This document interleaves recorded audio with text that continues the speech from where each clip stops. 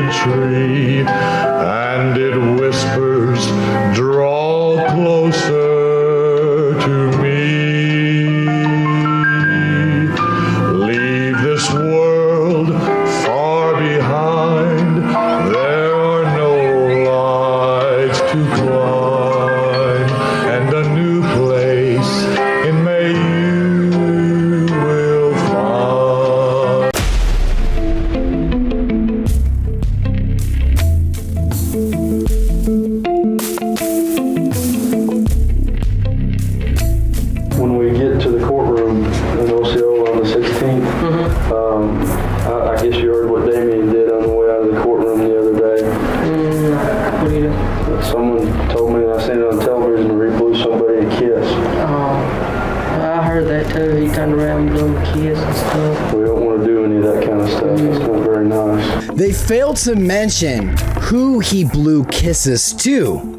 It was the victim's parents.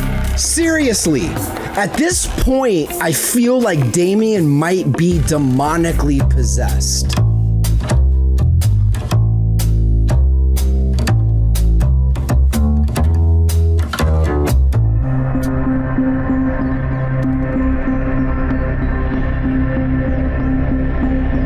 In the case files, you'll find notes when the jury deliberated.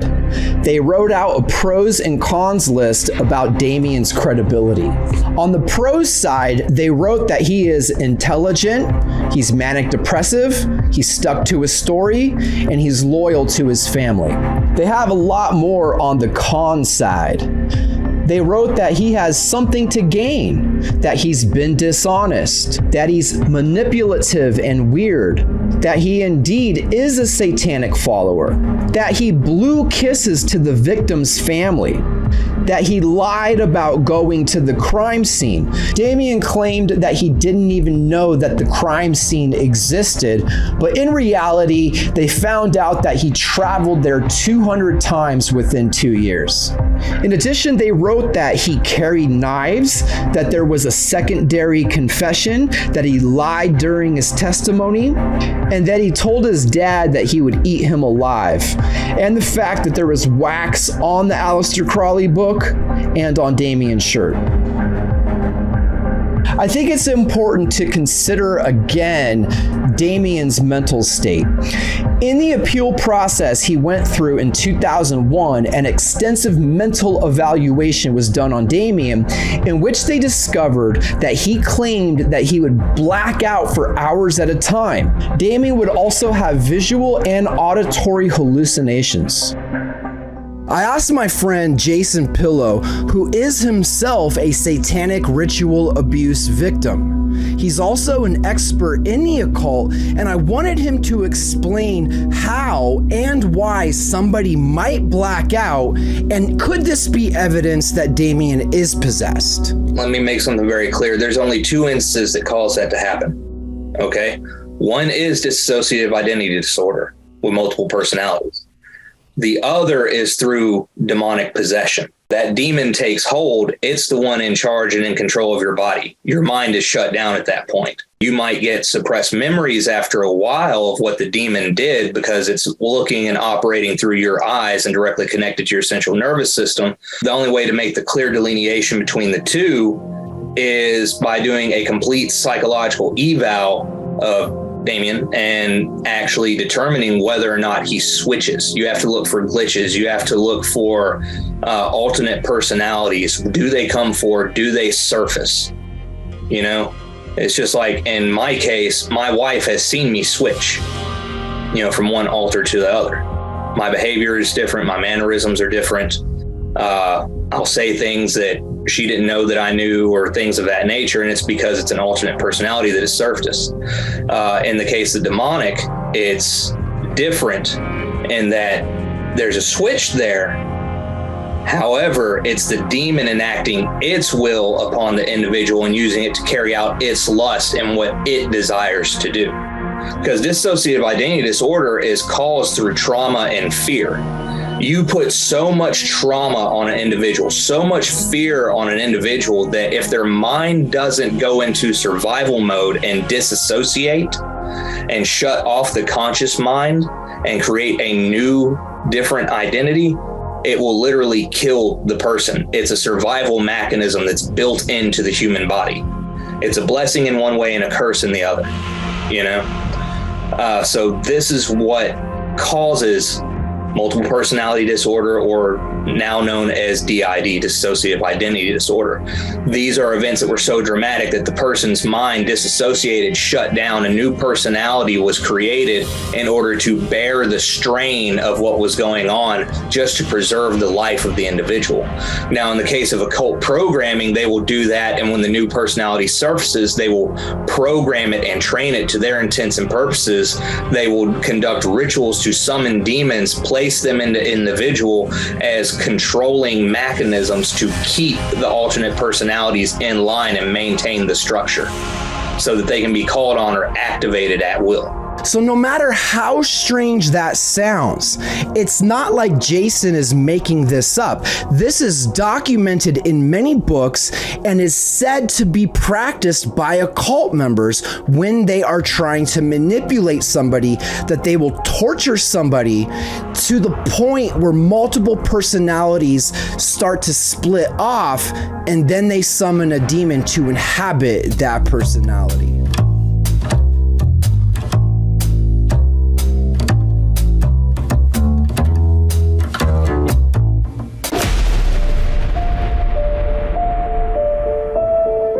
And Echols is now making his living by instructing others in the way of the occult. He's got a new book out, and this really startled me because I stumbled across it, not intending to find it, when I was researching the book, The Second Coming of Saturn. In the book, I show that Saturn, as he was called by the Romans, was known by a variety of other names going back in history to ancient times. Kronos to the Greeks, Baal-Hamon to the Phoenicians, the Canaanites called him El, the Amorites called him Dagon, the Akkadians and Babylonians called him Enlil. He was called Kumarbi. In his earliest iteration in written history, that was the ancient Hurrian culture, they're called the Horites in the Bible. But I believe he was also the entity called Shemiyaza, the leader of the rebellion, documented very briefly in Genesis chapter 6, but more expansively in the book of First Enoch.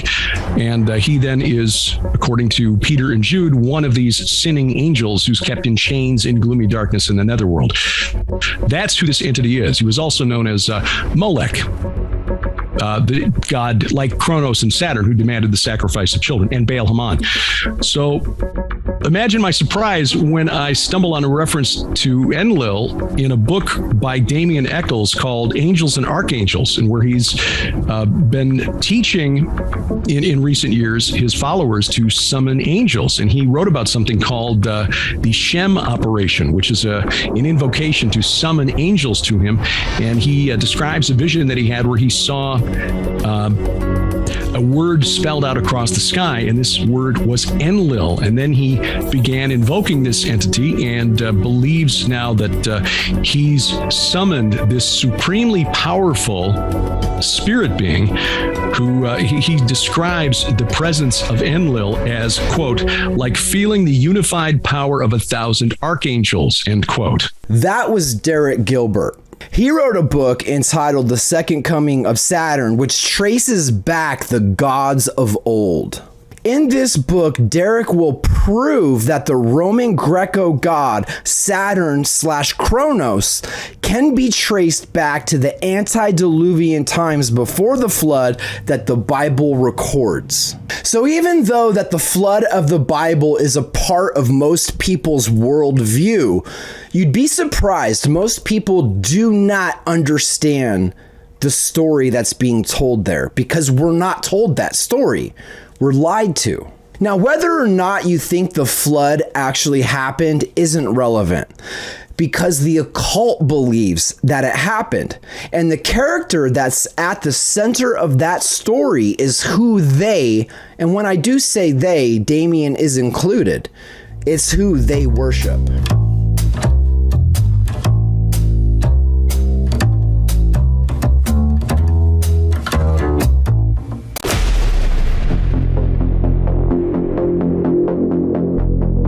You know, it's interesting that the occult, their source material is God's word.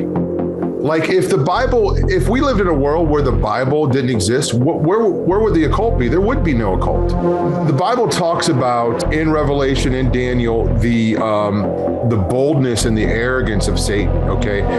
He's like a sociopath or a psychopath. He's been beaten over and over and over and over again, but he's crazy enough to think that one time he's actually going to be able to win. Genesis chapter 6 begins to tell the story of an entirely different race of people who were on the earth called the Nephilim. The Nephilim are mysterious figures mentioned in the Bible, specifically in the book of Genesis.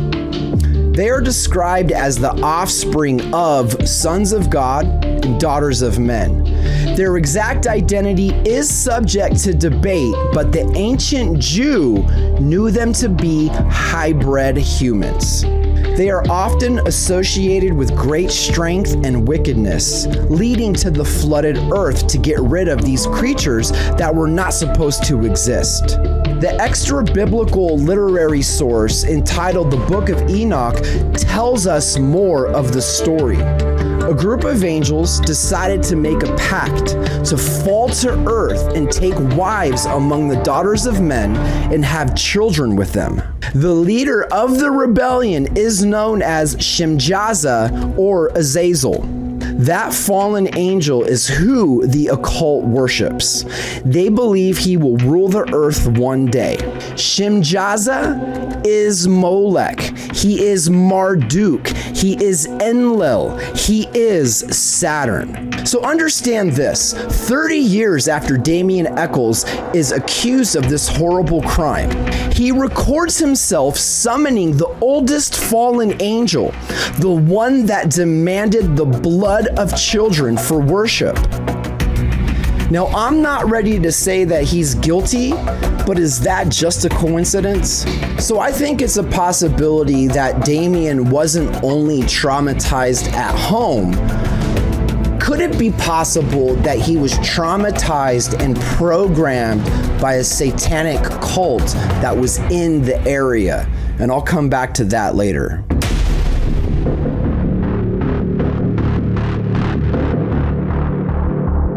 Terry Hobbs was the stepfather of one of the murdered boys. He himself was believed by the public at one point to be the killer after everyone had left John Mark Byers alone.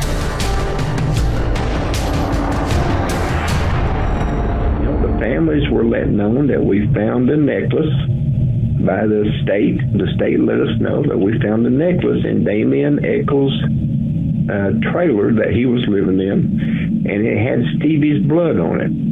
Now, these are in the case files if anybody wants to take the time to look. But now this is in America. You can't, if you find something after a trial is going on, you can't introduce it as evidence because that sets the stage for a mistrial. So they couldn't use that, but they still have that.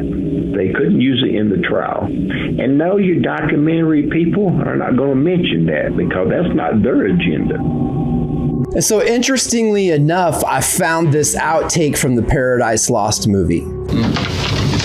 I expected you to get in the morning, make the bed up, and So Val tells me that y'all discovered this because of police ineptitude. We told them that, that because of their allegations, they were going through the files, looking for some of that stuff and making sure everything was where it was supposed to be. And we pulled that out while we were going through there and we're looking at it. there's some real red specks on there. I think we'll have it tested. After you've rested your case, you find this miraculous blood. They call the judge up and say, Judge, we need a continuance. They don't call me, they don't call Rob, they don't call Val, they don't call anybody. They just get the continuance. They call the judge. You're not even supposed to do that. Everybody's supposed to be able to do it. It's supposed to be on the record. Court reporter's supposed to take it down. They got a continuance. The prosecution sent the blood in for analysis and awaits the results. Got anything to report?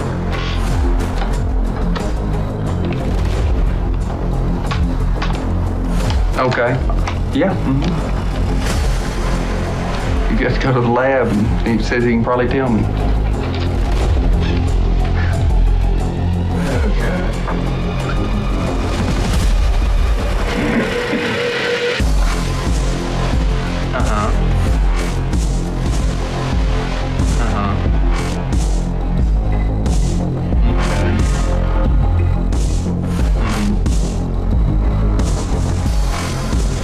I understand.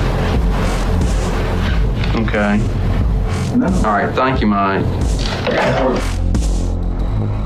Well, of the two DNA types, there's more on there from Damien. And on the D1S80 test, they were able to get Damien's amplified, but on the other one, all they can get is the DQ alpha, which matches Stevie and it matches Jason. Or 10% or 11% of the population. What's the percentage? 10 point? 11%. 11%. The question becomes now, should it go on when you got Damien's blood on it and you don't really know whose the other blood is? You can't say definitively. I think the key fact is that there is evidence from which the jury could infer that it's Stevie's blood. The only blood that was conclusive on the necklace was Damien's.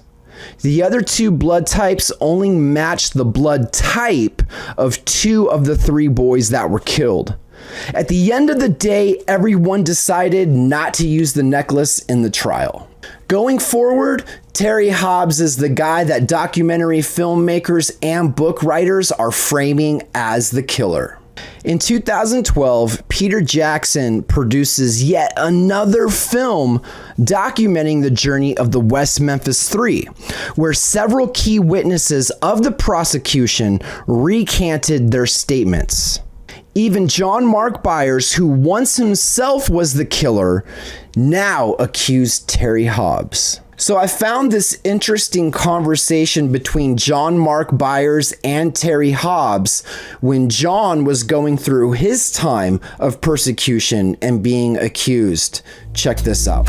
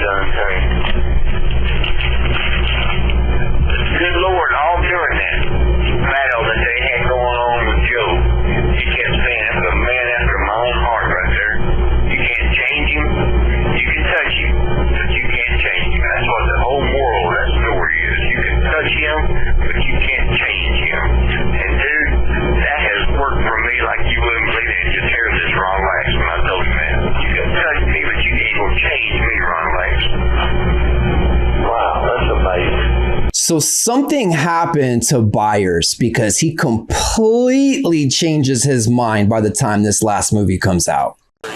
This is not justice. Who do you believe is the real killer? Terry Wayne Hobbs. Amen. What makes you so sure that it's Terry Hobbs who's the real killer? Well, his DNA was found there in the lace of Michael Moore. It didn't get there by osmosis. David Jacoby's hair was there. What did it do? Fly there on Harry Potter's wand? It either fell off of Terry Hobbs or he was there. There's no other two ways about it. None of the West Memphis Three's DNA was there. What John is saying right there is not true at all.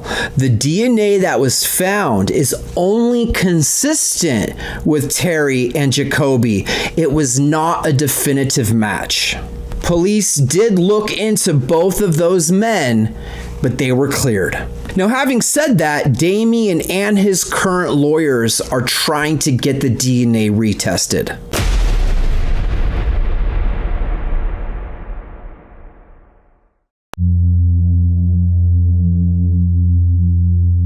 You start by closing your eyes, and then you envision yourself in a prison cell. Standing in the center of a cell, everything is white. The walls are white, the ceiling is white, the floors are white. The only thing there is in this cell other than you, on the back wall, is a slit of a window. And it's up so high that the only way that you can reach it, the only way you can see out of it, is by gripping the window ledge high above your head and hoisting yourself up by sheer brute physical upper body strength and gripping the edge of that windowsill with your fingertips. And as you start to lift yourself up off the floor using just your arms, try to feel what that would actually feel like. Feel the muscles in your shoulders. As your eyes crest over the rim of the window, white light bursts through the window, floods through the window, and obliterates everything. The cell, you, everything, until there's only white light remaining. Now, Judge David Burnett, he was the judge who rejected that the new DNA testing should get them a new trial. He was elected to the state Senate last year, so a new judge, Judge David Laser, was appointed. That's a major change in the case. Also, the Supreme Court disagreed with former Judge Burnett and said the DNA testing did warrant at least a hearing to consider the possibility of a new trial. Now, that hearing was set for December, but yesterday, Judge Laser and the attorneys involved surprised everybody by calling this hearing today. It could all come to an end, or just mark the beginning for even more of the same.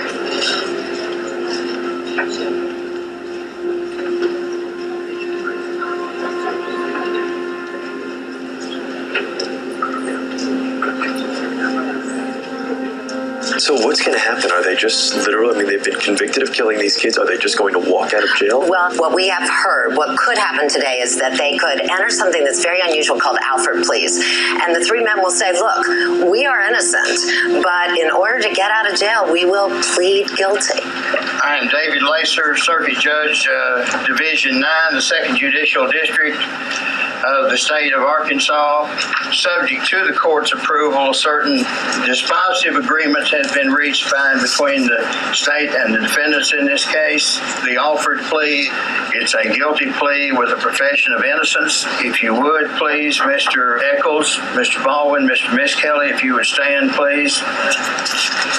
Mr. Echols, how do you wish to plead in this case? Your Honor, I am innocent of these charges, but I'm entering an Alford guilty plea today based on the advice of my counsel and my understanding that it's in my best interest to do so with the entire record. So if indeed the West Memphis Three are innocent, this is a great day for them.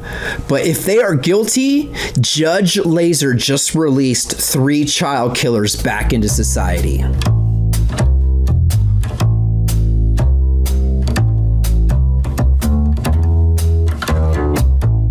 Now, I don't believe that Echols has genuinely made contact with the spirit of Enlil, Molech, Saturn, Kronos, et cetera, et cetera. One may ask, if Enlil truly is one of these entities chained up in the abyss, how is it possible that he influences anything at all on the surface of the planet? I think that's a valid question. I can only speculate. But you can also ask, how is it possible that a mafia boss or a gang leader can influence activity on the street when they're behind bars in prison. They have minions. They get messages out.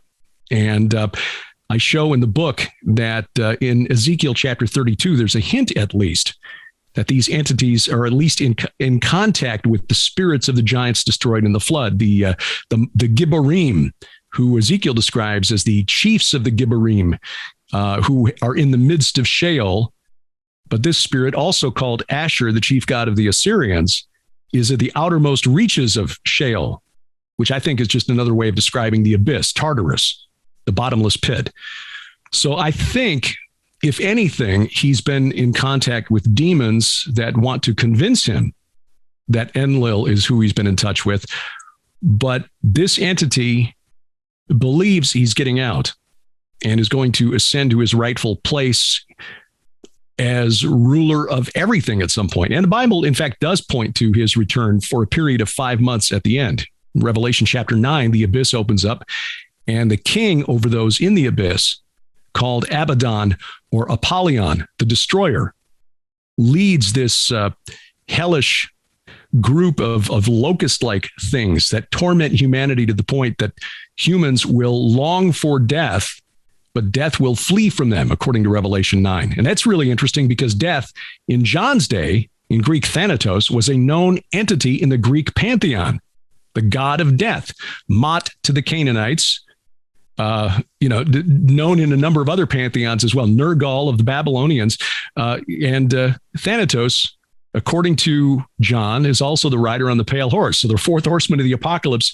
a point will come when the abyss opens up. This guy and his minions get out. They'll call for Thanatos, and he'll ride in the other direction. It's not a pleasant prospect, but that's who Damien Echols believes he's in contact with. For his own sake, I pray that he comes to his senses and the Holy Spirit guides him to a better understanding of what's going on in the supernatural realm.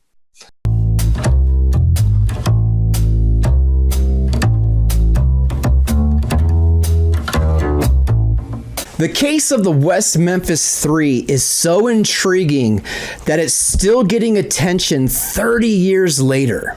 Dan Steedman, who was Jessie Misskelley's defense attorney, is now coming out with a new book that theorizes that a serial killer is responsible for the killings. That sounds pretty interesting. I look forward to reading the evidence that points to that. So many have tried to put the pieces of this somewhat supernatural puzzle together, and I've got 3 theories that I believe are coherent. And the third one is gonna blow your mind.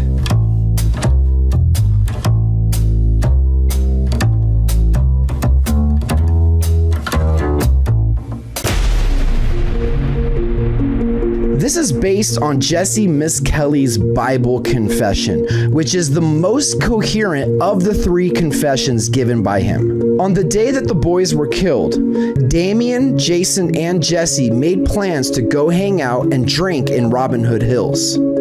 They then heard the 3 boys enter the forest, and Damien thought it would be funny to try and scare them. When the boys approached, Damien started to make weird noises. Then he popped out from behind a tree and things got out of hand. Rather than a planned out satanic service, which the prosecution was saying, it could have been just something that happened on the fly and Jessie and Jason followed Damien's lead. That scenario begs a couple of questions. Why were the boys tied up? And then why was there 0 blood found anywhere at the crime scene?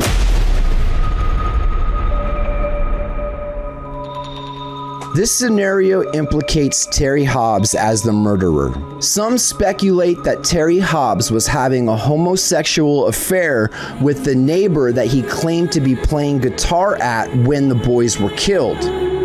They say that the boys snuck up on him and his friend while they were having sex, and then they killed the boys in response. So this scenario is what I come up with when I look at all of the evidence in the aggregate. It may not be true, but it most definitely is more interesting. Perhaps this killing was a ritual of some sort. There were documented reports that local kids saw 5 men in hoods gathered on several occasions in the same area where the boys were found dead. There's even more evidence that satanic things were being done around that area, as police had contacted occult expert Dale Griffiths a year prior to the killings to assess whether the evidence that they found in that same area was from a real cult. And Dale Griffiths did believe that there was a real cult in that area based on the evidence police gave him. In addition, Jessie Misskelley's neighbor and friend Vicky Hutchison went to the police and claimed that Damien took her to an SBAT, which is a gathering of witches. But get this though, she later recanted that statement in the Peter Jackson documentary. And again, remember, she was paid to be in that documentary. Now, whether she was telling the truth or lying is really up for opinion. Police did question 2 mysterious characters that were seen wearing black hoods and had a pentagram necklace on. When questioned by police, they found out that these 2 just moved into the neighborhood and that they had only been in the area a few months, but they said they were from California. So these 2 guys did raise some red flags, but almost 2 months after the West Memphis 3 arrest, they brought them in for questioning. They claimed that they were hosting a revival at a local church, and the pastor confirmed the alibi. But here's where it gets super creepy. The pastor, only 1 year prior to the killings, pleaded guilty to sexually assaulting a 10-year-old. This is super weird. It gets even more weird once you get to an arrest report that involved Damien 1 year prior. Apparently, Damien and a friend ran away together and were squatting in an abandoned mobile home. The mother of Damien's friend called the local police to report the runaway kid. Not long after that, Officer Joe Stone located them in a closet of the mobile home. Both were partially nude from the waist down. They were charged with burglary and sexual misconduct. Subsequently, Damien was taken in for questioning.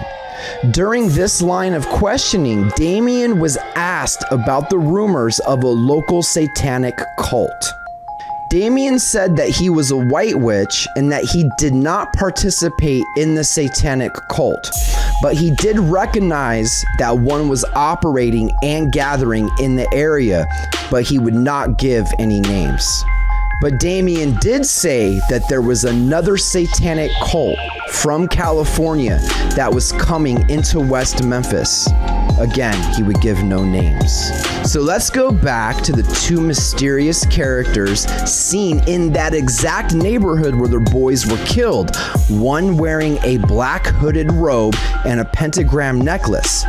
They said that they were from California. So could it be possible that this satanic cult was responsible for the murder of the 3 boys?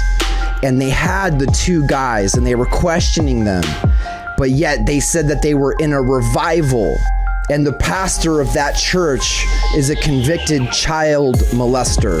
Could that be the real story that was never told?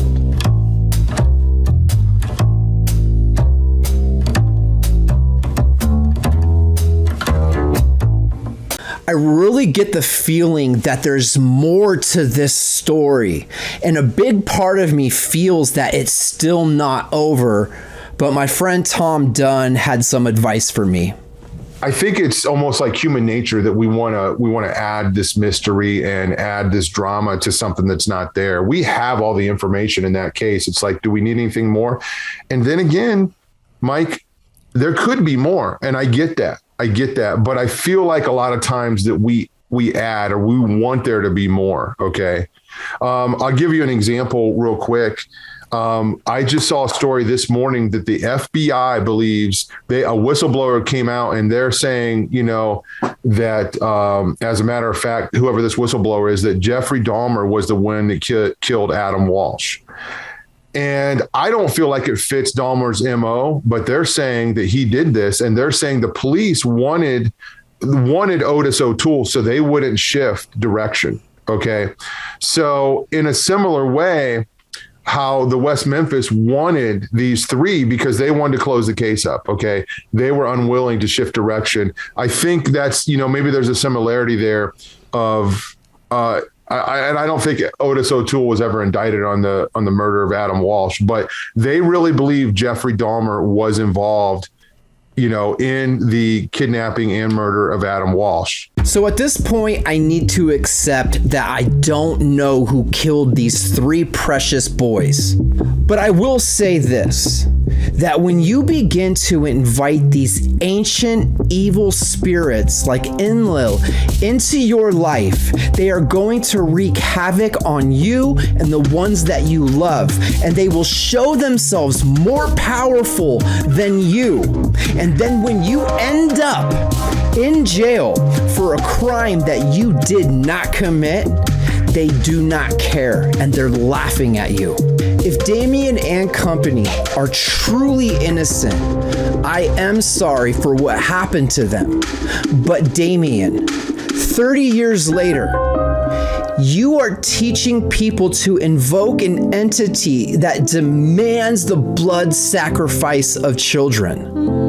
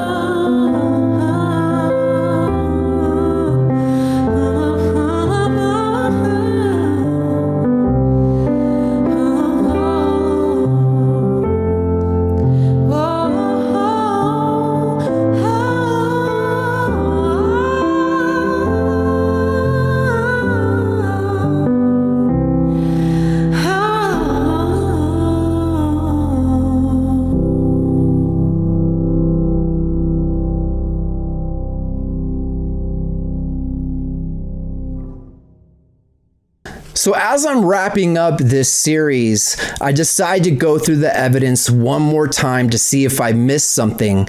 And I find notes from a police interrogation that they did with Damien. This blew my mind.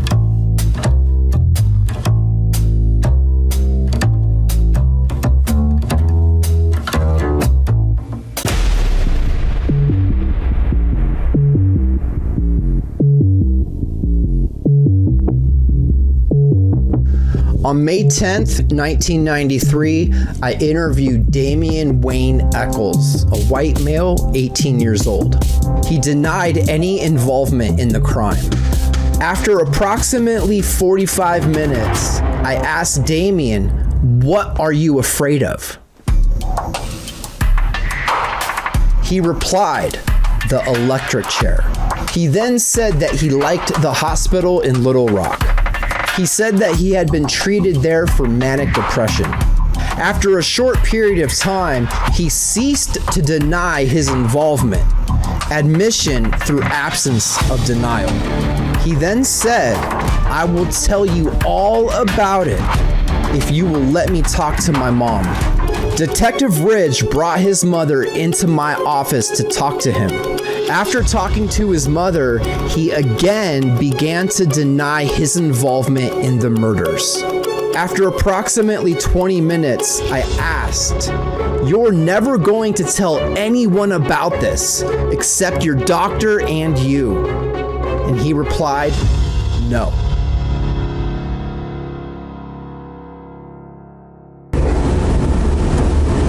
Teenagers probably have trouble ever imagining anything but immortality for themselves. Whether it's kind of a low-level demonic entity, or whether it's like a fallen angel like Enlil or whoever, they have one thing in mind, and that is they hate humanity. They hate the triune God, and they hate humanity, and they will play any game with you to lure you in and then basically destroy you.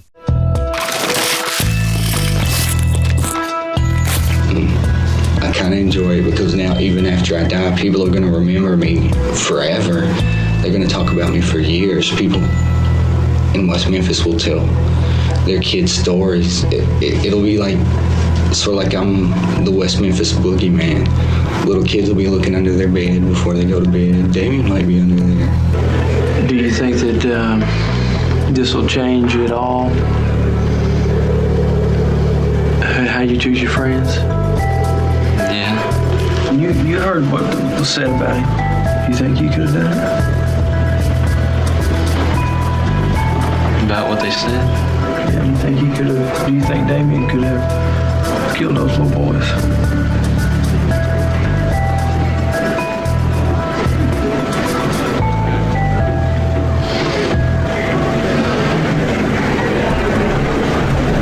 They made it seem like he did. What do you think? I don't know. If you were on that jury, would you have a hard time letting him go? Based on what you heard? Yeah. I would too. Would you let yourself go?